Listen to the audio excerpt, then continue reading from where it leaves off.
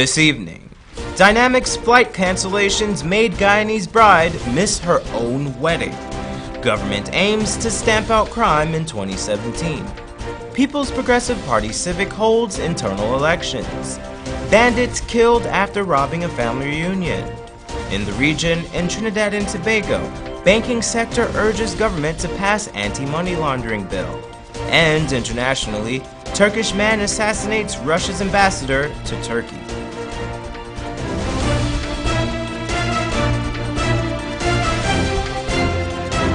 From Safe TV headquarters in South Rival Gardens, this is Safe TV Headline News with George Gonzalez.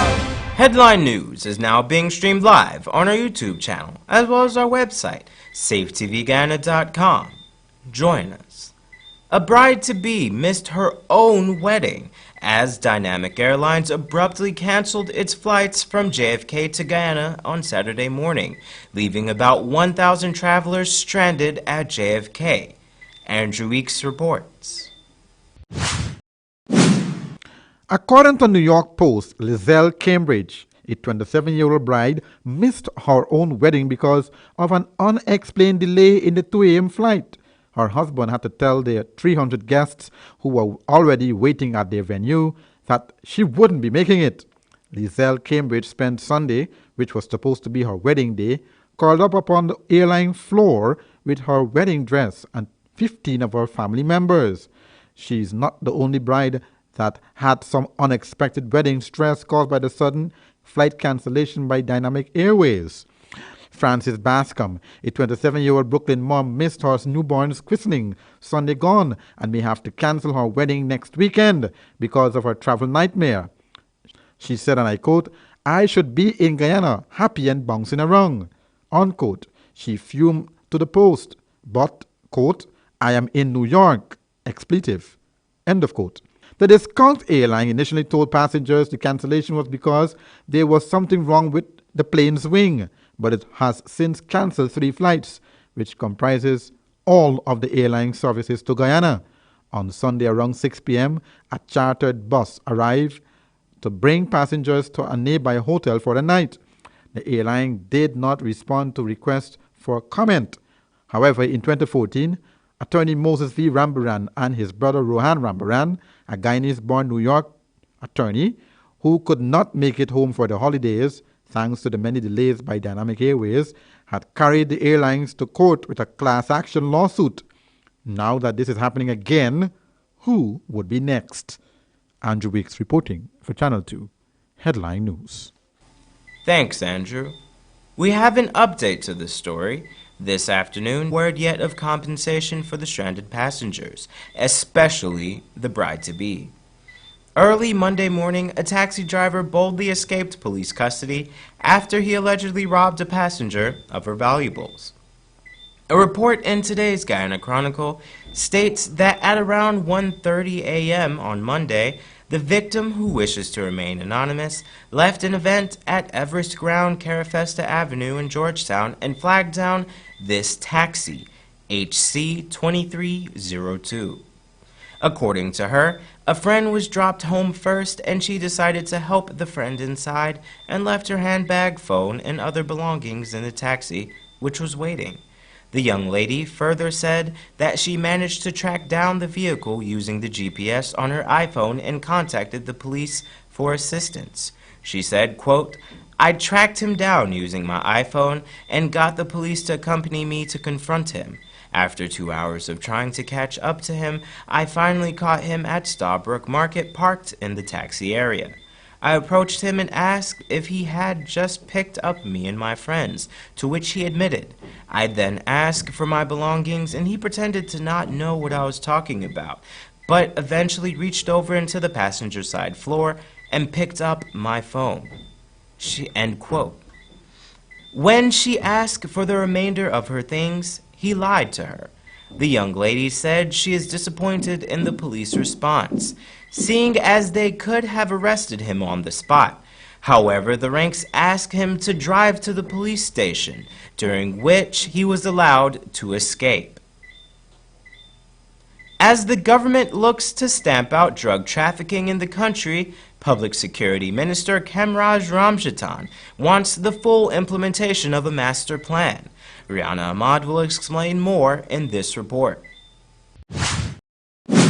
The National Drug Strategy Master Plan 2016-2020 was recently launched as yet another means of eliminating the use and trafficking of narcotics and other illegal and harmful drugs in the country. Public Security Minister Kemraj Ramjatan explains. We are mimic men and have sought in this master plan not to reinvent the wheel, but to proceed to strategize on what we know to be right and proper and which already exists. Delivering some very disturbing figures, Ramjatan told those gathered for the launch that the use of drugs among teenagers and students was alarmingly high and most troubling. This anti-drug master plan will also address this phenomenon. In the meantime, the minister is also looking at the establishment of another body to address drug trafficking.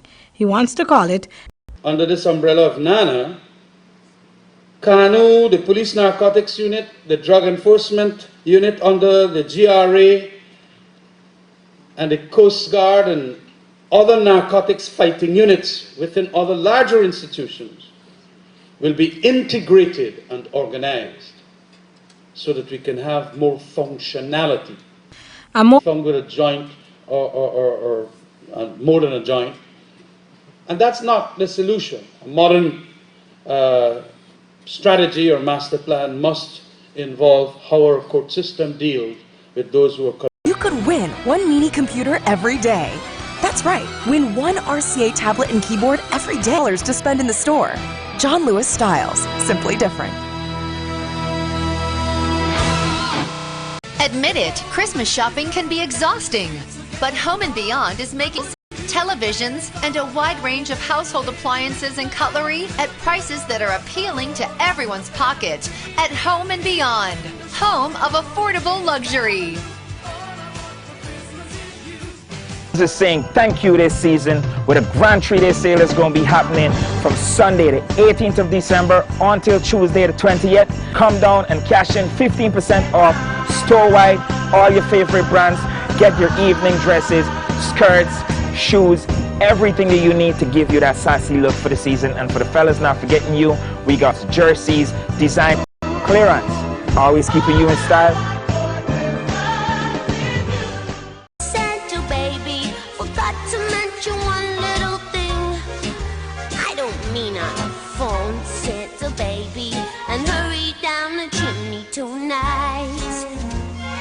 Hurry down the chimney tonight.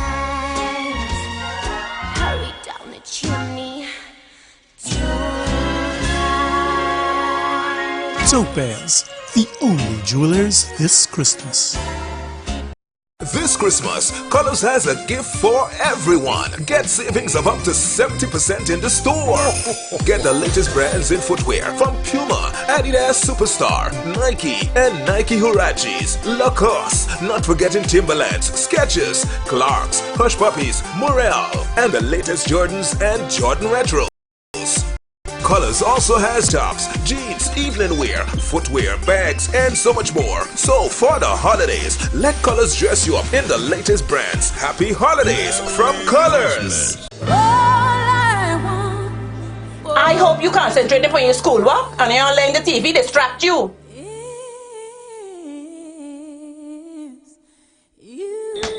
Renee, why got this big note from the fridge saying pay water bill? Why it gotta be so big?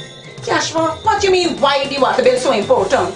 You know how much cleaning we got to do for all customers to ensure their water service bills are paid in full. Put GWY on the list.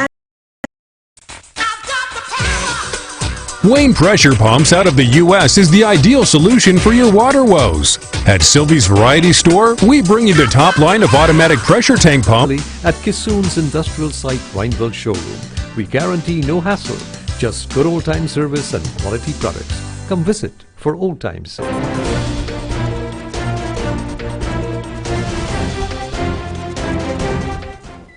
This weekend, the People's Progressive Party Civic held its 31st Congress.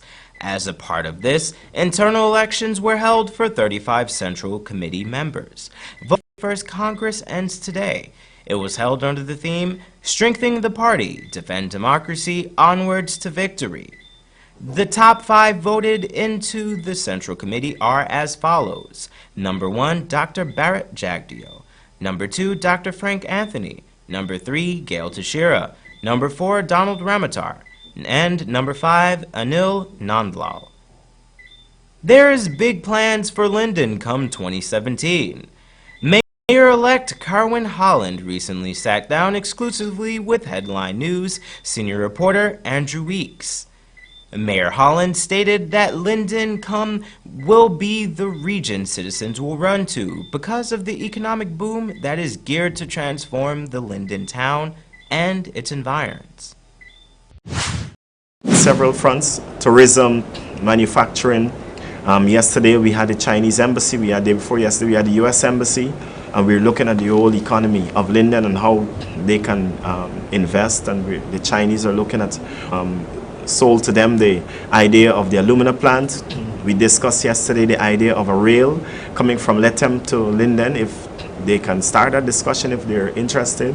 We discussed large-scale agriculture, farming. So we are thinking of several aspects to move Linden forward, and we're hopeful that with the kind of government that we have in power right now, that we'll be getting some support in terms of machineries and so on to help our township.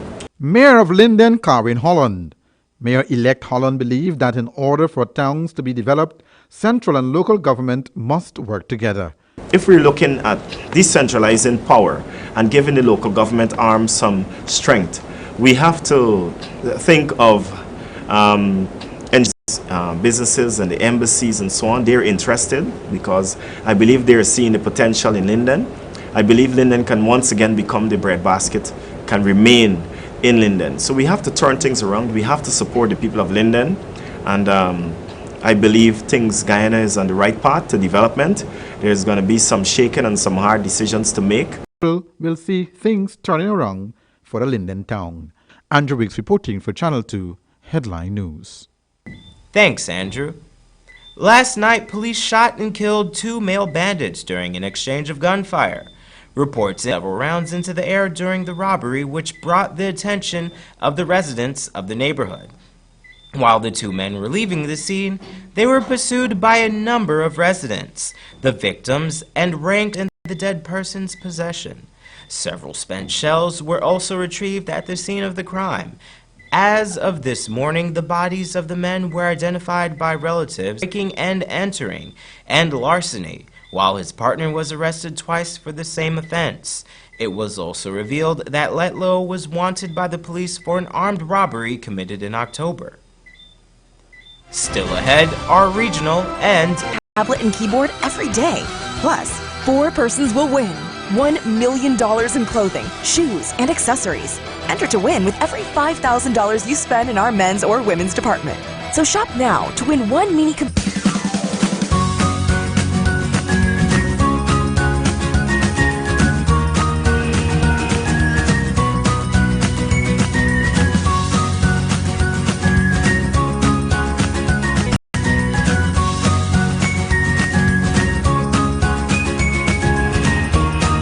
Fly always.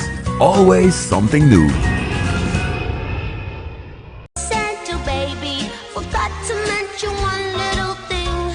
A ring.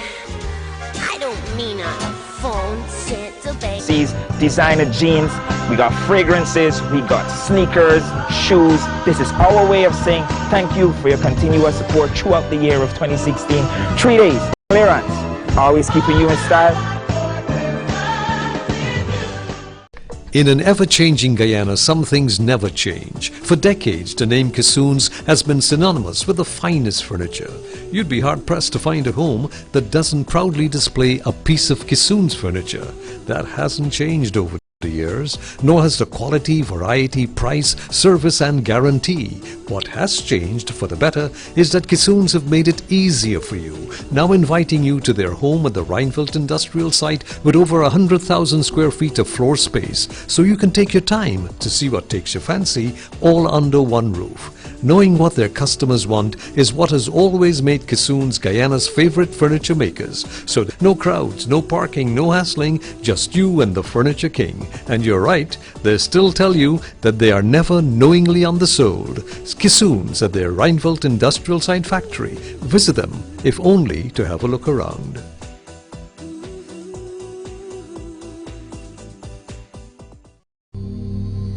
This place is really hot. What's wrong with your AC? It's not working. Well, we wouldn't be able to continue this meeting anymore because this place is extremely hot. Wait, please don't go. Here's a company you can call to get your AC fixed. Action Cool.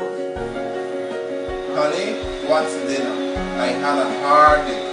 I'm sorry you had a hard day, but guess what, babes? I didn't cook today because the stove is not working. Having trouble at home or at the office? Then call the professionals at Action Cool. Our fully trained technical team have the skills.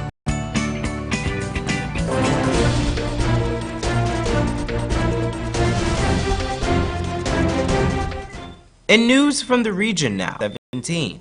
C News reports. The banking sector of this country is lighting a match under the feet of government and the opposition. Citizens, FATCA imposes tax withholding where the applicable documentation and reporting requirements are not met. That's the fate Trinidad and Tobago faces. The grace period given by the U.S. for Trinidad and Tobago to pass the bill to Parliament is February 2017. Bankers Association President Anya Schnur is hoping the government and opposition can put their differences aside and allow the legislation to go through. She said, barring this, each citizen is going to be affected. We run real reputational risk to our country, and we potentially put at risk the entire stability of the banking system. And this is what's really important. The hundreds and thousands of Trinidad and Tobago citizens that are customers of the banks in this country. As I mentioned before, the primary purpose of the bill is to help the U.S. get an account of its citizens around the world so as to ensure no U.S. citizen escapes paying their respective taxes. The opposition is wary, however, of signing off on the legislation, as they say it gives the government of the day access to citizens' personal information. But Ms. Schnur clarifies the law is not targeted at nationals.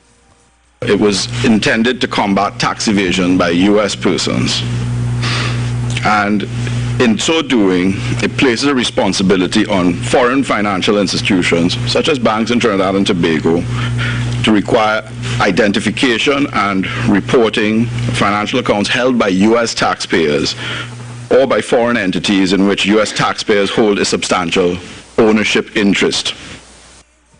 If the bill is not passed in Parliament, the banking sector said as a country we would suffer from strained international relationships, which would result in higher costs in operating business globally.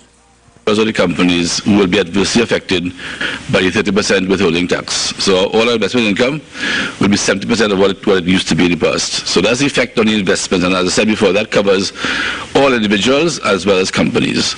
The banking sector is expected to meet with the opposition on Monday with the intention of impressing upon them the need to allow the bill to be passed. Janine Brown, C News. And internationally, a gunman has shot dead Russia's ambassador to Turkey, Andrei Karlov, reportedly in protest at Russia's involvement in the Syrian conflict. Several other people were reportedly also injured in the attack a day after protests in Turkey over Russia's military intervention in Syria. BBC has more.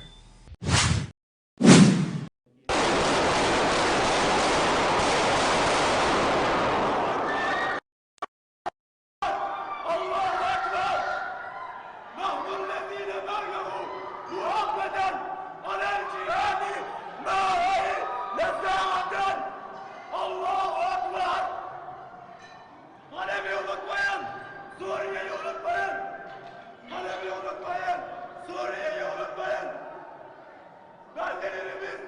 güvende olmadıkça sizler güvenliği tadamayacaksınız. Geri çekil. Geri çekil. Beni buradan ancak ölüm alır. Latest we heard from the capital city Ankara is that the gunman has reportedly been shot in an operation that the police conducted following the assassination attempt. We hear that the Russian ambassador to Ankara is heavily injured and taken to hospital. The Interior Minister Süleyman Soylu is at the scene as we speak. We don't yet know against Russia in front of Russian embassies and consulate buildings in recent weeks because of Russia's role in Syria and especially after the shot, the gunman standing by his side with the gun in his hand and several other people on the ground. Initially, and then told everyone else to leave the building, to leave the exhibition where the ambassador was attending, and then he shot the ambassador a few times again. He has been taken to hospital reportedly and he is heavily injured. There are 3 more people injured, but lightly. And Celine, has there been any reaction from the Russians themselves? This is a shocking incident. Also, you said there in your answer that he issued instructions. What language was he speaking? He has reportedly been speaking in Turkish language, but of course he might have used those words in Turkish. This does not necessarily mean he was a Turkish citizen. He could be a Russian citizen, he could be a citizen of somewhere else. We don't know yet the nationality of the gunman or the ID of the gunman, but the witnesses say he uttered those 2 words, Aleppo and revenge, in Turkish. That's what we know at the moment. We don't know the motives, as I said, but those 2 words hint at the motive probably being linked to Russian government's involvement in the war in Syria. And that's Channel 2 Headline News for this Monday evening. As we take our leave, we invite you to find Channel 2 Headline News on Facebook, YouTube, and SafeTVGuyana.com.